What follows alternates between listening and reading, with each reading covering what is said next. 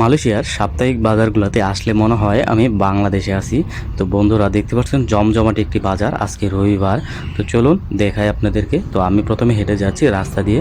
তো আমার বাসা থেকে সাপ্তাহিক বাজার যেটা, সেটা প্রায় 5 থেকে 6 মিনিট সময় লাগে হেঁটে যেতে।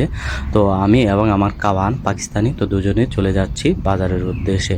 তো অবশেষে আমরা বাজারে চলে আসলাম। দেখতে পাচ্ছেন এখন চলে আসছি মাছ কেনার, মাছের বাজারে। তো এইখানে আমার পাকিস্তানি ভাই সে পাঙ্গাস মাছ বেশি পছন্দ করে।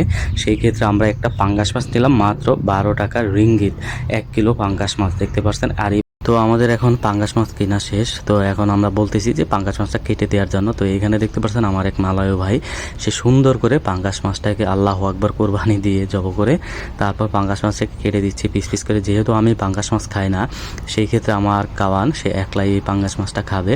তো আমাদের কেনাকাটা শেষ, মোটামুটি পাঙ্গাস মাছ কেনা। আর দেখতে পাচ্ছেন এই বাজারে প্রচুর পরিমাণে লোক হয়ে থাকে। সাপ্তাহিক যে বাজারগুলো বসে মালয়েশিয়ায়, আজকে রবিবার, সেই ক্ষেত্রে আজকে আমরা চলে এসেছি প্রিয় বন্ধুরা এই সাপ্তাহিক বাজারে। আমি সবসময় প্রত্যেকটা সপ্তাহে এই বাজারে এসে কেনাকাটা করে থাকি, কারণ বাজার থেকে জিনিস কিনলে আপনি অনেক কম দাম দিয়ে পাওয়া যায়। যেগুলো বড় বড় সুপার মার্কেট কিংবা দোকান থেকে যদি আপনি কিনেন, সেইখানে প্রচুর দাম নেই, কিন্তু এই বাজারে আসলে আপনার দামগুলো খুব কম নিয়ে থাকে। আর দেখতে পাচ্ছেন পাঙ্গাস মাছগুলো একদম জ্যান্ত, একদম তাজা আছে। দেখতে পাচ্ছেন কি সুন্দর লাফাচ্ছে। তো আমি একটু দূরে থেকে ভিডিও করতেছিলাম, কারণ পাঙ্গাস মাছের যে আইসগুলো আছে সেই পানিগুলো ছিটিয়ে ছিটিয়ে দিচ্ছে লেঞ্জা দিয়ে।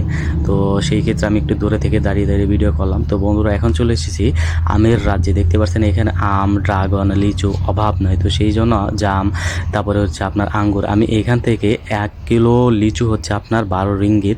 আমি এখান থেকে মাত্র 7 রিঙ্গিত দিয়ে লিচু নিছি, প্রায় হাফ কেজির বেশি।